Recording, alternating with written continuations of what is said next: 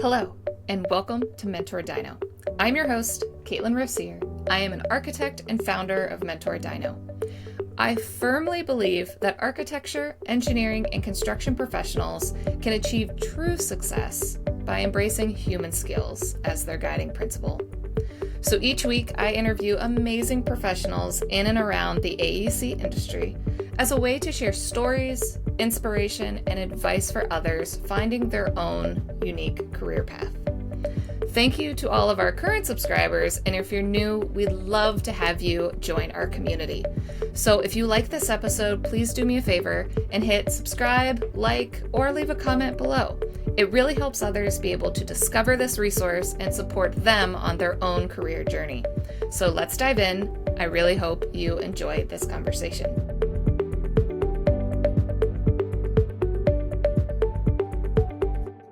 Hello, listeners, and welcome back to the MentorDINO podcast.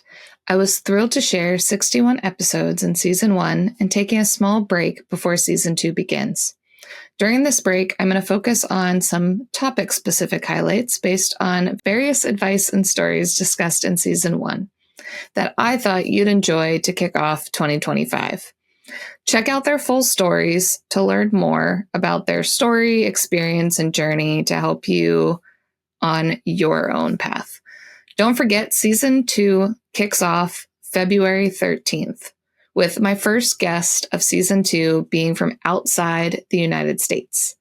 You won't want to miss the amazing professionals I've already started interviewing for Season 2.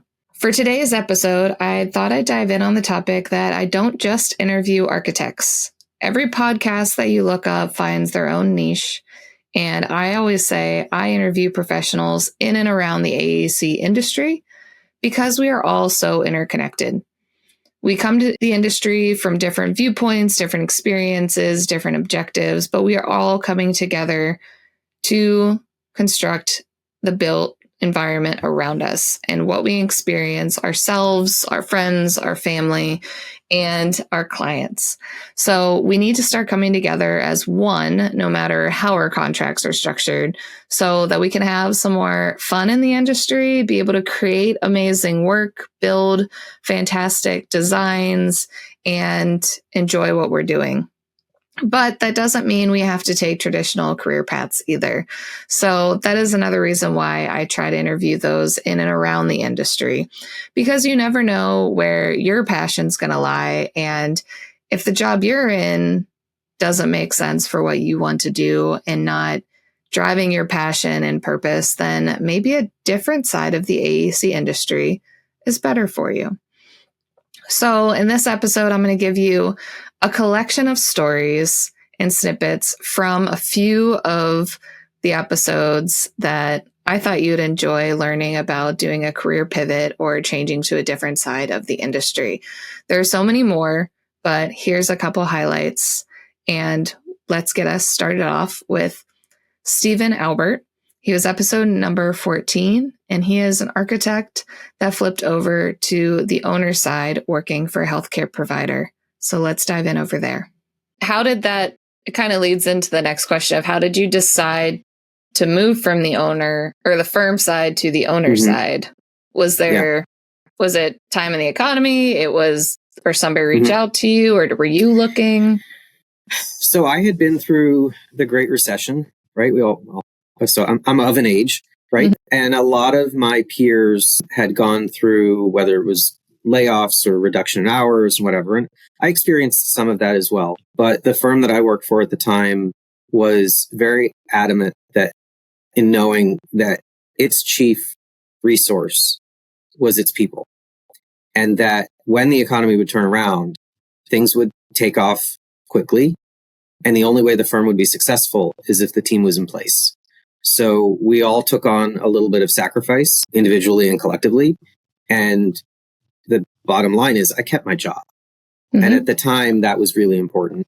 And as predicted, everything, came roaring back, right? But what happened from my perspective in the industry is that, and I see this now on a daily basis, there's a gap now because there are a lot of people of, sort of my contemporaries, my peers that were sort of pushed out of architecture.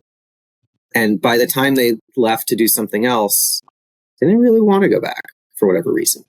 So there is this sort of gap of experience of people that are, right now around that sort of like 40, 45-year-old age span. The more like senior project manager level. Right. When I started, it was the project manager level that was the gap. And it's going to keep moving as time goes. Right. And there's also a mentorship gap in that way too, because the people that I would have relied on as my mentors, if I was, today, they're retiring. So there's that gap is sort of like a bubble that kind of moves on. And so not that was a reason for me leaving, because it wasn't. And in a sense, I'm also, I guess you could say I'm also not part of that because I left. Firm I always say left-ish. Right. Well, and that doesn't mean that I don't ever do it again. Right. Yeah. Go back to what I said to begin with. I'm still an architect. Right. Yep. So, and go back to what I said about working at Bird Hill in the co-op, where I said I would never do healthcare. This was a case of I was ready for a different challenge. I felt like it was time to do something different. And this was an opportunity that was available. And I looked at it, and sometimes you stick your neck out and say, well, I'm going to try it. I'm going to see if there's any interest on the other side. And if there is, we'll continue to explore the conversation. I can always say no, right? Yep. I can always decide this is not for me. And so, I went on an interview, and I liked what I heard. And I liked what the work-life balance was going to look like. At the time we were expecting our second child. And, after working a lot of deadlines and a lot of late nights and a lot of weekends, and, this was an opportunity to maybe get away from some of that. So that there are all kinds of different factors at different points in your life. Right. And, it felt like a natural fit. They were willing to take a chance on me. I was willing to take a chance on them.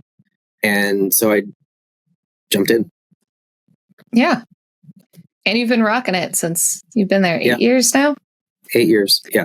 And it was when I told people what I was doing, I'll never forget some of the reactions. Like, are you crazy? Like, really? At the time it was, you're going to wear a tie every day? I don't do that anymore. They've loosened up a little bit. Right. I'm going to do it. Right. Well, we went through a pandemic. But yeah, so anything is possible. And I think what I will say, where someone might think that leaving firm life could have stunted my growth as an architect, I will tell you absolutely not. If anything, it accelerated my growth as an architect. It just in a different way. And what I mean by that is that as I work on projects from the owner's side, my job is much more as a facilitator. And so I'm working between the consulting architects and engineers that are doing the project, hospital leadership, the whole host of other people, and then all of the other constituent groups within the hospital user group, which could be anybody from the actual end users who don't know anything about design, don't know anything about the regulations that we're trying to follow, right? We translate everything, to infection prevention and support people in the hospital and everyone that kind of makes this place actually work. I have to be able to figure out how to bring them into the project at the appropriate time to extract from them the knowledge and experience that they have that's going to make the thing work at the end. So that's where I say taking those architectural problem solving skills and applying them really matters, because that's what I'm doing on a daily basis. I'm kind of running in between everything and making sure that it's all working. In addition to all the other project manager type stuff like contracts and change orders and dealing with RFIs and, all that kind of stuff, right? The real secret in the sauce is how you work with people. And so, coming to UPMC, now I'm working for a corporate organization. Again, never said I would work for a corporation. Here I am. But my world widened up immediately. All of a sudden, my project teams that I work with are 10 times the size they used to be. I'm working with all of the contractors in the city on various different projects. I'm working with a lot of different engineers in the city. I'm working with a lot of different architects. So now I'm in a position where I've kind of broken out of the mold where I was. And my world is a lot bigger in a sense. And that has been very rich. Mm-hmm. So, and you're learning from, instead of a project team, maybe two in a firm, and just learning from that team, you're continuing your growth, but with a wider net. Right. And different approaches, different standards, different personalities. Right. Well, and my mentoring, I guess, in healthcare architecture is now coming from the healthcare architects that are working on my projects. So I'm learning from them as they're, working through the project. So I'm learning about I know them better now, but like I'm learning about the guidelines. I'm learning about all of that kind of as we go. And again, that was nothing new to me because I had to learn about every project as I went anyhow. Yep. So that's where I'm saying, the experiences that you have, even though it doesn't seem like it may be directly related, if you can figure a way how to pivot that, I think an architect could work in just about any industry. I'd agree with you there. And I don't want to greatly encourage everybody to leave the industry, No. But I do appreciate when I stumble into people who used to be in architecture or studied architecture and now they're in a different industry because they tend to understand a little bit more what we do. And when you're trying to gather information, they get it. They get the problem solving side. Right. And those collaborations seem to be more interesting to me because it's oh, you get it. I don't have to teach and educate as much and you can just fly. Right. Well, and I don't want to discourage encourage anybody rather to leave either. I'll be the first one to tell you I need more good architects working in all the firms around Pittsburgh and even some of we pull from some national firms as well, depending on the size of the project. But we need that rich experience there. Just like there's a lack of people going into the trades. I think we're seeing similar things in the sort of non-tech related service industries like architecture and engineering. Right? They're not. They're somehow not as attractive these days. I don't know why. So yeah, I'm not. I would encourage it for the right person, the person that wants to do it for the right reasons. I'm not saying, hey, everybody go leave. No, not at all. Yeah. But what I would say is that with your background in architecture, you should feel pretty free about trying different project types, trying different firms, trying to find the thing that fits and being confident in the ability that you have to really do anything. Right. So, I jumped around a bunch of different project types. Just because you're working for a firm that only does multifamily housing or higher education doesn't mean that you can't do something else. I had a lot of work in historic preservation. What's historic preservation? It's a complex problem wrapped around a very special and important thing. And you have to figure out how to, work with this existing building in a way that honors and respects the past, while preserving it so that it's going to last into the future. Shifting off of Stephen, I want to jump over to introduce you guys to Jennifer Keegan. She is episode number 25, and she is more on the building science end and actually works for GAF. She has worked as a building envelope consultant, has climbed on all of our buildings, has been a resource to help make sure that the buildings we design are energy efficient and help us with our details along the way. And so she talks about pivoting over more to the manufacturer side to help with building science and education of professionals across the industry and across the nation. And I met her 2 years back now at the Women's Leadership Summit, and she has been an amazing professional to connect with. So let's dive in and jump over to her clip. So what does the building science department at GAF do? So we get to do all the fun stuff that I did while I was consulting, but now it's by getting to partner with architects and specifiers. And we really have, I kind of look at us as a three-legged stool, right? So we lead with education, we provide project support, and we have a ton of industry engagement and involvement.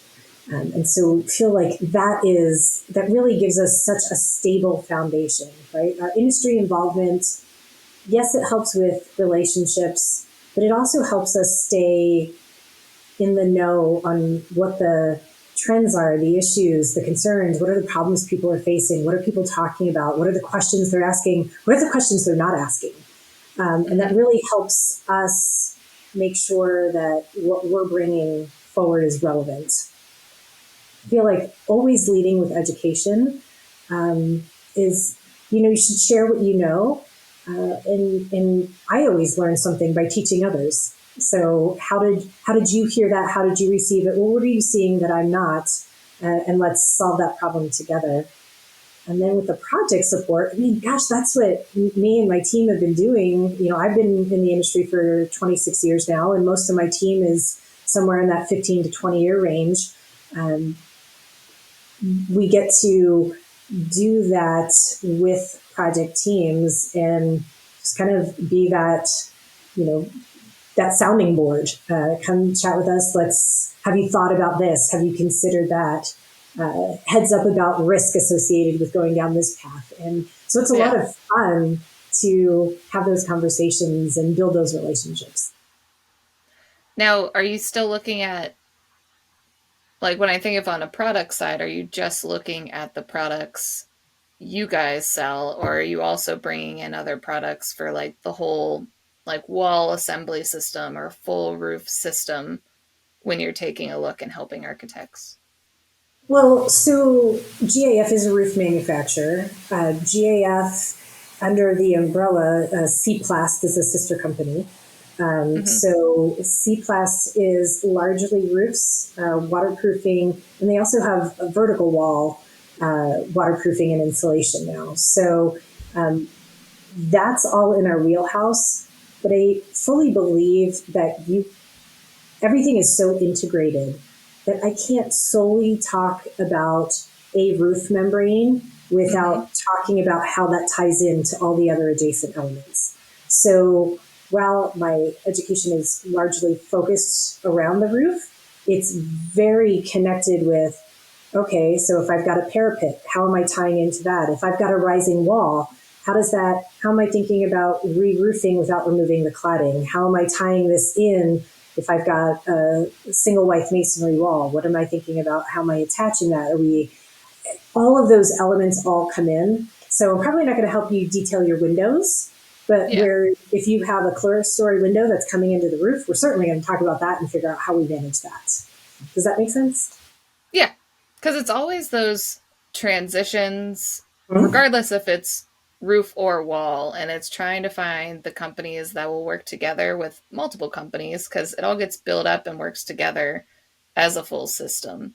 So that's why I was kind of curious how you guys pull all that together, because I know I've had definitely walls that come up off a roof, and that's when that happened. I learned about the snowdrift and how much I need to keep a window up so we can roof it properly, so we can flash around the window and the roofing, and it's not a hot mess on top of each other and then not going to operate, and then that's where it's going to fail.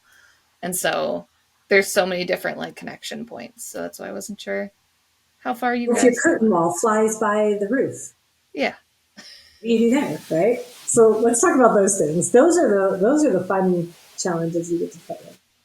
Yeah, and for the building science part, try to think of the best way to ask this.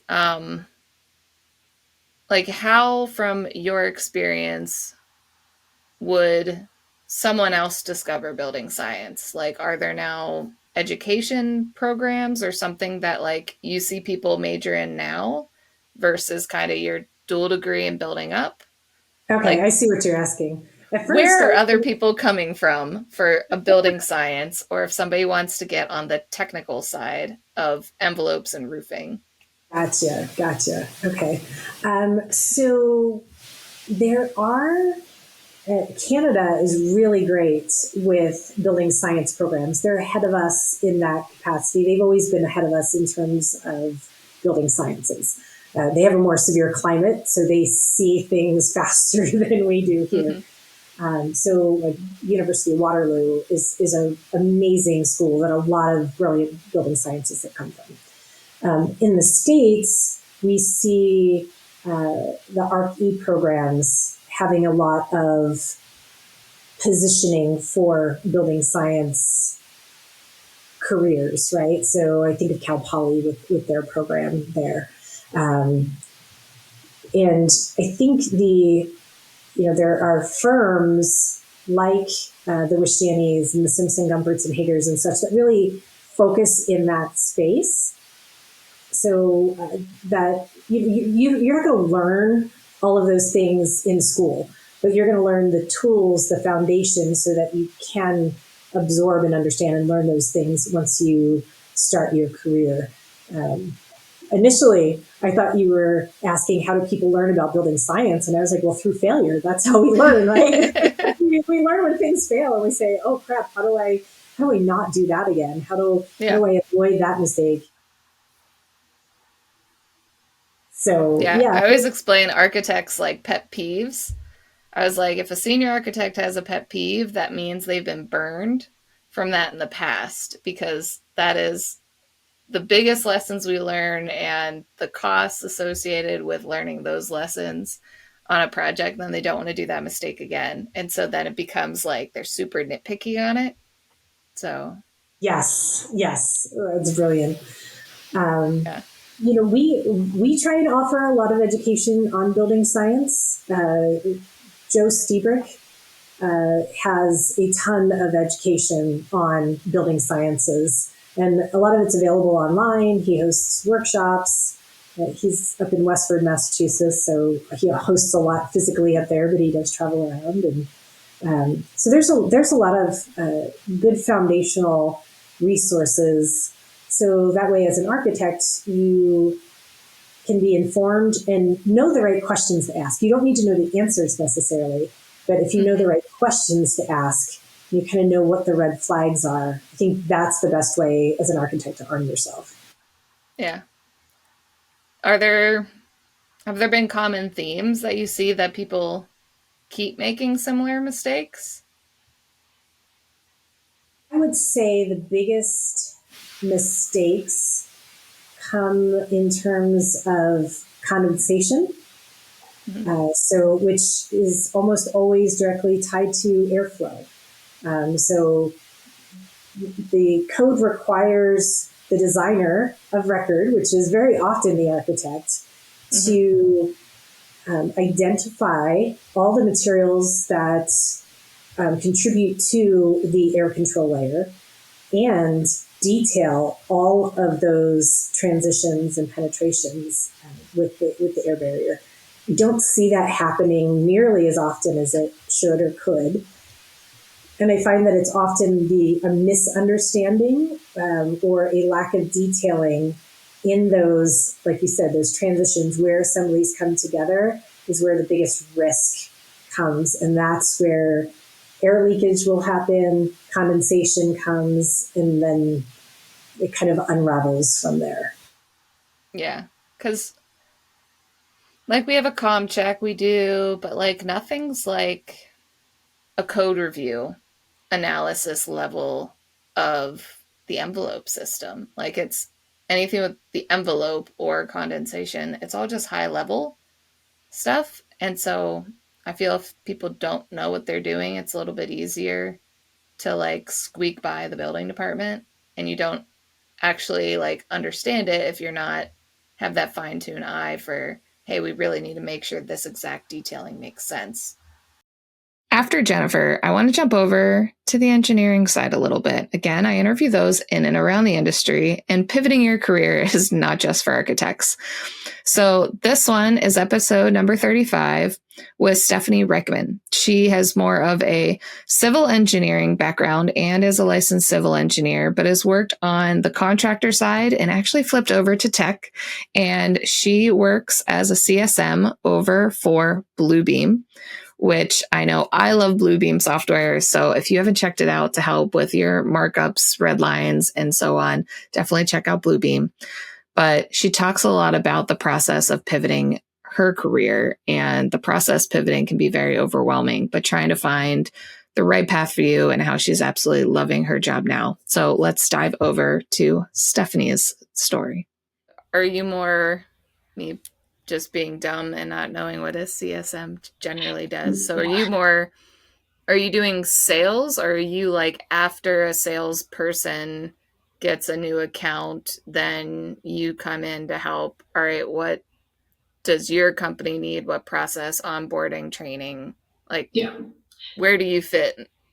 If I even have that right, you can completely correct me wrong if I have the process. No, that's not wrong. I'm struggling on how to answer this because every company does treat the CSM a little bit differently. So at Bluebeam, it is kind of a post-purchase. So as a CSM, we kind of work with like active accounts of certain sizes. So and then we work with their end users on training. If they're onboarding new team members, we kind of do assist with portions of that. So kind of depends. Different companies do different things, but we work alongside account managers who deal with like more of the traditional sales pieces of it. So that's why I said like I was too scared to do full sales role. That wasn't exactly what I wanted. So this is kind of like sales adjacent. Yeah. And you get to help with all the processes and getting people up to speed that you liked before too. So. Yeah, exactly. The role's also just given me a lot of flexibility to be really creative, which is something I didn't really realize how much I love just being really creative. Meaning we have goals that we're kind of expected to hit, but in terms of how we get to those goals is entirely up to us. So for example, like with the customers that I work with, I actually write a newsletter.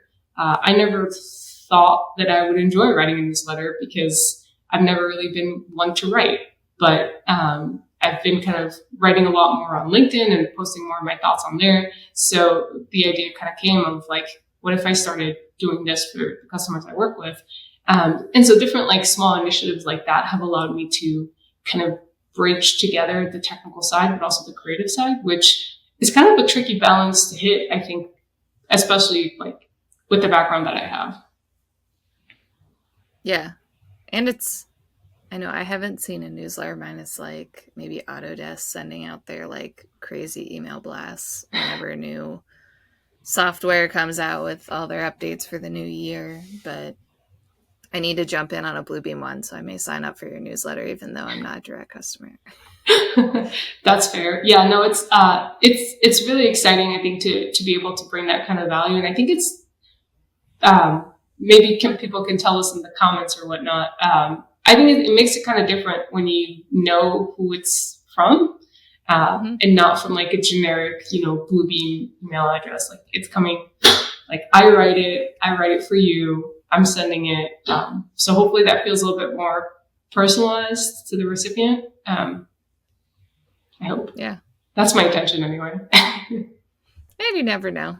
Like I've used Revit since before graduating high school, and I still learn something new every day. And I think I've been using Bluebeam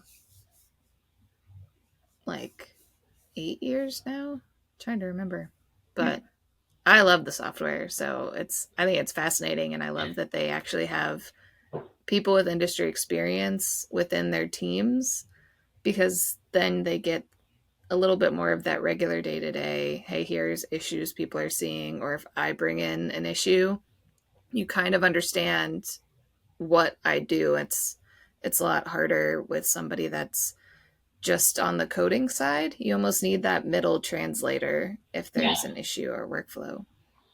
Yeah, absolutely. And to your point, it's funny because at the time, again, when I was kind of looking for a job, I never considered that actually is my greatest strength, is that I had that industry experience. So, I think it's funny sometimes when I introduce myself, I'll mention that I have a PE or that I came from the industry, and a lot of customers will immediately say something like, oh, okay, so I don't have to explain things to you. Like, you just get it. And that's kind of what I'd like the relationship to be. Hey, it does help it go a lot smoother. Yes, though I will say the software can be, like, there's so many things you can do with it. We do a lot of, like, one-on-ones with end users, and I've yet to have the same person ask me the same question twice. Like, it's been over a year and a half, and I get stumped all the time with questions because like it's just so complicated, and people just like push and pull the software so much, which is super exciting. But sometimes you just gotta say, I don't know. I'll get back to you. Yeah. And that alone is great advice in any career. Yes. It's okay to say you don't know. After talking about pivoting your career, I want to jump over to Paul Steidl. He was episode number 20. He is a licensed architect, and I liked his journey because he went into the working world after his bachelor's degree, knowing he had to go back for his master's. But having some of that experience can really help define what you want to study in your master's degree program. So we talk about taking a break between bachelor's and master's as one approach to your education.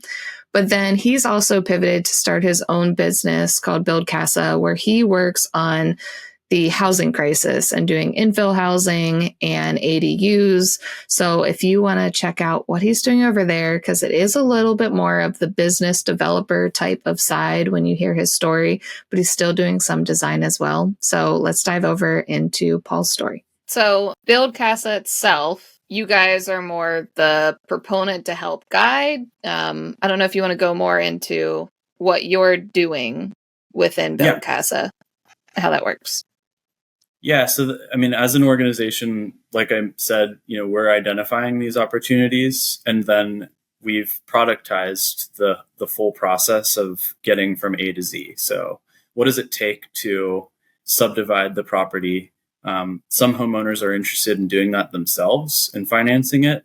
Others see the opportunity and the value that their land has, and what we do is provide them the opportunity to be paired with, a buyer of that land. And we finance the cost of subdivision to get it done. So sometimes it's more selling the other part of the property, and sometimes it's more building for the owner's use. Yeah. And then the other part is people want certainty around what can be built on the property. So that's where the design background is coming in, is coming up with typological home designs.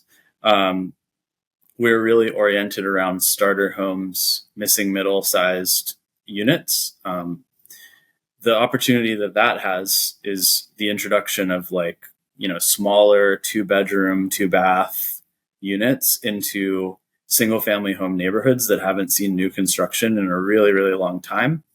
And these smaller units are affordable by design because they're smaller, but they're also more affordable in the sense that there's an increase of supply here.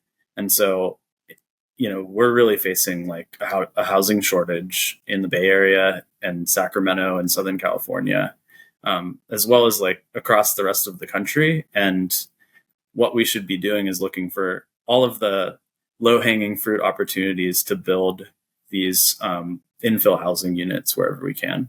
And then have you guys just done more work in California right now? I know you mentioned you could go outside. Yeah, we started in Sacramento. The reason for that is there's a few reasons, actually. One, Sacramento is really well suited for urban lot splits. It's flat generally. The lots were laid out in a really orderly rectangular fashion. There's a robust alleyway network, which means that if you split a property down the middle, oftentimes it has an alley in the back that can serve as a secondary frontage. Mm-hmm. Second reason is it's the state capital. And so we're using these new state regulations, and it's really important for us to show the way that these are working for positive change, and just to demonstrate that in the place where the lawmakers are actually doing their work. Third, it looks like the rest of the U.S. more than some other Bay Area or Southern California cities might. So if we're trying to build a model that works really well in, Austin, it makes sense to think about a city that can kind of, when you squint, it looks similar. Yeah. So we started in Sacramento. We're doing work in the Bay Area and also in a couple of Southern California cities as well. But the upzoning, tailwinds are definitely behind us, and we think that these types of regulations, just like ADU, you know, streamlined subdivision processes, shot clocks on building permits, just all around ways to make building more infill housing easier is it's a movement that's going to continue to grow across the United States. Yeah. That's why I asked kind of the infill question, because Pittsburgh is the opposite of flat and straight roads. So it's more opportunities that it would be vacant lots open because we don't have as many of the back alleys. Like I have a back alley on my house, which has been fantastic, but most neighborhoods don't. And then they're very skinny lots with like a cliff on the backside. So I'm curious. I want to do a whole map over of Pittsburgh and see what it looks like, because I'm always curious with these things. Topography provides like literally another dimension to the spatial analysis. So we're fortunate in the first city to be able to just look at things two-dimensionally and say, like, does this work? Because the assumption is that everything's flat. But as we expand to more places, we're having to expand that to include slope analysis and understand, sure, this looks good when you look at it in a satellite image from space, but when you're actually on the ground, it's pretty difficult to be building on that. And so we have to build that into our analysis. Yeah. Do they change any of like the setback requirements whenever you're doing an ADU, or do you still have to adhere to whatever's already been set? Yeah. The way that these regulations are structured, the state regulation kind of supersedes local zoning in a lot of cases. So as an example, if you're building an ADU, you're not subject to the local requirements for side and rear setbacks. You are for front. That's similar to the way that the law that we're using, it's called SB 9, is oriented for building the additional primary units. So we're actually not kind of in the ADU building business. We're actually doing full-size single-family homes that could be, 12 or 1,400 square feet. Yeah. Or bigger. And then backing up a little bit, how did you decide to leave HOK and start Build Casa? Because it's a big jump to start on your own. Yeah. Well, a lot of the ideas were brewing, obviously, from some of the previous research that I had done. And after graduating, I actually kind of explored, like, what does it mean to take this research and turn it into a business? And I kind of gave myself a window of time to explore what that would mean. Ultimately, it's about, finding the right people to do it with, in my experience. And so, when I moved out here to California, I had reconnected with a good friend of mine from Pittsburgh, Ben Bear, and he's my co-founder now. But at the time, we were just kind of talking about ideas and research and things that have been done in the past. And those things percolated once these new regulations passed. He kind of, pushed me and challenged me on, like, would you be interested in trying to do this? And, starting a business with someone who's done it before, especially in the startup space, is really important. And I take a lot of, I look to Ben's experience to inform like a lot of the way that the business runs. Architects, I don't know for what reason, but like thinking about architecture as a product or thinking about marketing as sales is like a dirty word. And I think that can be really challenging when you move from like the architecture world into, tech generally, or like into starting a business of your own of any type. And so being challenged to think about, what are the ways to take the architectural background that you have and productize that. And that's not a bad thing. That's a good thing because it's going to like create more home ownership opportunities and, meeting all of the right people along the way to invest in the company and also to like advise us along the way on the best ways to do that. has been a collaborative effort. So what's Ben's background in? So Ben previously was the CEO of Spin, which is the scooter company. I think they had an operation in Pittsburgh as well. Yeah, they allowed, because I know the state of Pennsylvania does not allow scooters, and they let Pittsburgh be a beta test. And so I think it was Spin. I feel like we had another company, but then it was out of its beta version. And so and the government hasn't changed, so all the scooters are gone. You still see some that are sporadically left behind that weren't picked up, but they were fantastic. Yeah. And so his background, obviously, like being in this micro mobility space, you have a lot of interface with governments. And, my understanding of Spin is that they positioned themselves with local governments as being a cooperative partner, especially relative to some of the other scooter companies, which I don't know if you've heard stories, but I think a lot of them were kind of in the camp of, beg for forgiveness rather than ask for permission in terms of like launching. And so he's basically been involved in these startups that have, strong missions and are also just regulatory slogs in some ways. Like what we're doing is not easy.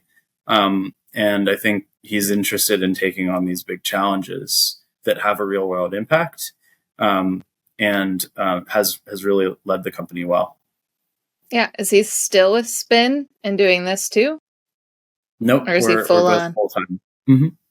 After Paul, I thought it was important to jump into how you can specialize within a firm, but also as a consultant to firms. So I wanted to bring up episode number 13 with Melody Fontenot. She is a specification writer, and she did not plan to have her career go down the specifications route in education. But finding out that she really enjoys that particular component of the AEC industry and helping professionals learn about products, teaching them along the way, and how important spec writers are to make sure that we have a clean process throughout CA and the design as well, and how there are a lot of gaps to help teach professionals today to make sure that we are specifying the right products and equal products along the way. So we talk about her story from pivoting from being a traditional architect to an internal spec writer to now shifting to being a consulting spec writer for Conspectus, and how those different entities can change and pivot your approach and how you work with a diverse amount of professionals in the industry. So let's jump over to Melody. Now, moving on to you switching to being a full-time spec writer and stepping away from that architect role, what made that decision for you, or what were the stepping stones that you're like, I really like specs and I want to do that full time? I feel like was resistant to it. And when I was making a move from Oklahoma to Oregon, that was when I found out through a CSI friend that there was a position open at Master Spec, and I basically just went for it and ended up, I think, getting my foot in the door partially because of my CSI. Certifications and having a friend there through CSI. So it was actually something I hadn't really thought about. I had been thinking about, as I moved, like, would I want to be an independent consultant and just do specs on my own, be my own boss? And then I thought, gosh, that seems like I'm not the type of person that really wants to necessarily run my own business and do the invoicing side of it and all those other kind of admin things that come along with the business ownership side. And then, of course, moving from Oklahoma to Oregon, I was also like, it seems a little bit of a big step to try to go out on my own when I'm also changing regions, going to somewhere where I really don't know anyone, except for a couple of CSI friends that I've met at conferences before I moved here. But so that just didn't seem like the wisest of moves. And when the Master Spec opportunity opened up, I jumped on board and got it was very interesting to learn just about even styles of a Word document and how those control, that page format kind of stuff we talked about, and some of the things that I hadn't had as much time to dig into while I'm working on projects. And I really actually got to do some very focused research as I was updating sections there, and you'd really get to kind of dive into, a certain topic. So that was really, really cool. I really enjoyed being able to do the kind of the deep dive and really try to learn. Like I did some updates to the unit masonry section, and I got to, learn a whole lot about all the different organizations that are kind of around masonry and brick and things like that. And I cut that master section down from 72 pages to 66 pages. And I felt like that was a very big feat. That's very big. Streamline some things. But it was just interesting, even in that process. Like, I talked to one manufacturer, who said, you really don't need like the rubberized asphalt copper in there anymore, that flashing type. Nobody's really making it anymore. So just kind of being able to have some of that, it felt like more behind the scenes information about some products. And I was also in charge of some of the waterproofing sections. So I did some deep dives there, and I was amazed at how, I felt like I needed to call my friend from high school who's a chemistry teacher and ask her for a crash course, because it was, polyethyl, just, STPE, all the different chemistries and chemicals that go into the waterproofing and roofing membranes. And it was a lot. It's very interesting to dig into some of that, and and then find even more of those little nuances, like even just the difference in things being called fiberglass or glass fiber. There's a difference. Just some of that stuff was very interesting. Some of those little tiny nuances, and being exposed to that whole process of how those documents are updated, and how the software works and all that. And then Conspectus, I did really want to keep doing specs, and Conspectus has a reputation that was just, they seemed like the gold standard of spec companies, and they just seemed like it was all these people who I'd heard of through CSI that are working together. And then I was like, oh, and they have their own software. That's just super cool. And I will say, I feel like I am now, like, I've had my first ever like proactive boss. I know it's really hard in business. You of course, bosses have to be proactive and have forethought and to stay in business. But I always felt like, especially at architecture firms, there's more reacting going on in management than thinking ahead. And it is hard to balance those two things and, keep everybody on track, but then moving forward somewhere where to be going, and not just kind of standing still and doing things the way you've always done them. I do think architecture in general, this industry gets really hung up on that. Contractors too, right? Like, they'll just add more costs to a bid if it's something they're not as familiar with, sort of that unknown factor. And even that was something I kind of learned at the master spec portion of my career was, how hard it is for like a new and innovative material to get to market. If you want a UL test, that's tens of thousands of dollars, right? Like, so to get listed and do all those tests that need to be done, it's a long, arduous track. So it's really amazing how many pieces of the puzzle there are. And honestly, some days I'm amazed that buildings get built at all, right? I'm like, and new products come in because of that barrier. And then it's a long lead time for them because, they're trying to at least get on the spec.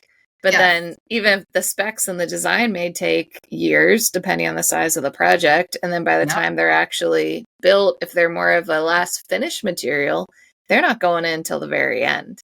And to wrap up this episode, I want to share one more clip with you to squeeze in. So it's a little bit of a long episode, but I didn't want to miss Tara Labosky. She is episode number 42, and she is an architect that has shifted over more to the construction management or owner's rep side. You can think of it that way, and has shifted with helping teach that process throughout to not only architects, but to owners. She also is a professor and teaches construction management. And I actually met her at the AIA National Conference in 2024 and saw her speak on bringing in CM type of scheduling and software to the design side.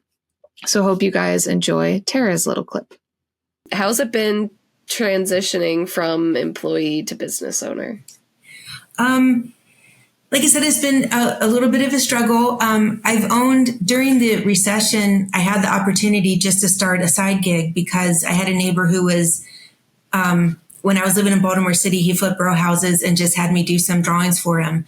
So my brother said, make sure you get insurance and, create a separate company to protect yourself. So I had a little bit of an idea of, insurance and how to bill people and create, that was my first opportunity to create my first fee schedule and really think about that. So I'm glad I did it. I stopped doing that when I went back to school, but it was a good experience just to understand that. And I have another side gig now where I go to markets and festivals and sell my art. So that was a good experience too, because I had to understand about, marketing. And, I still struggle with understanding social media and making sure the word gets out. And I can spend half a day sometimes writing social media posts.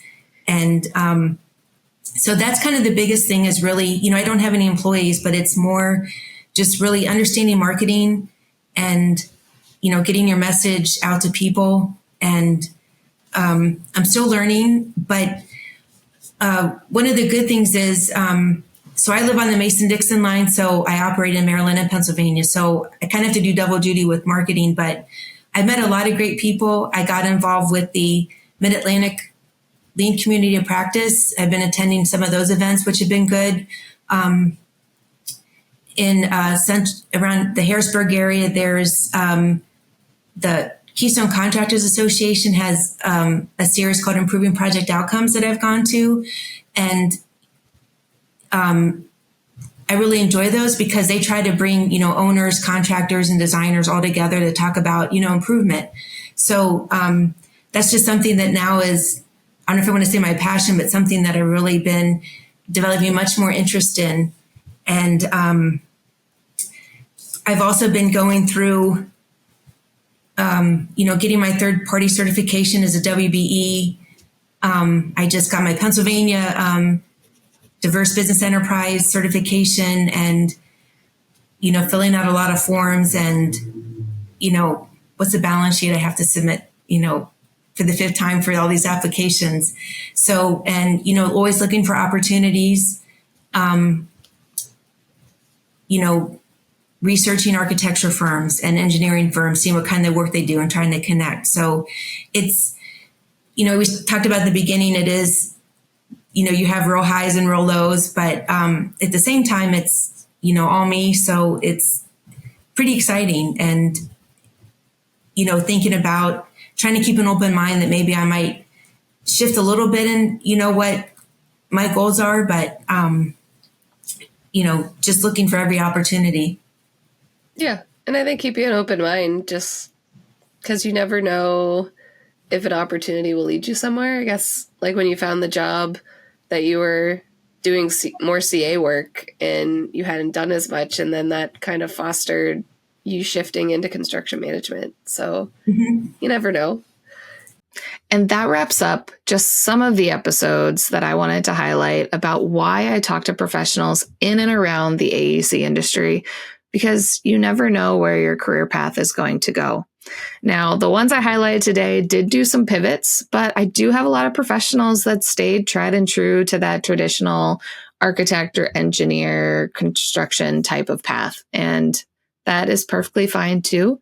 But I always find it amenable to share those stories of those pivoted because those in the AEC industry have such great problem solving skills that can help not only the AEC industry, but industries adjacent and also outside the industry as a whole and how much we can bring to the table with our experiences in education. So I hope you guys enjoyed this reflection on more alternative careers and learning why I like talking to people in and around the industry, because I know I've learned a lot just in season 1. So see you guys next week. I hope you enjoyed our discussion today. Learn some advice to take with you and see how our industry is all tied together to create the world around us. Check out the description below for any links or resources we discussed. If you liked the episode, please do me a favor and hit the subscribe button. Give me a thumbs up and leave a comment below. It really helps others be able to discover this resource and support finding that career path that best works for them. If you know someone that has inspired your own career that you'd like me to interview, let me know in the comments below, or you can reach out to me via my website or LinkedIn. I'd be happy to share their story or your own. Thank you again, and I cannot wait for the next career story I get to share with you next week.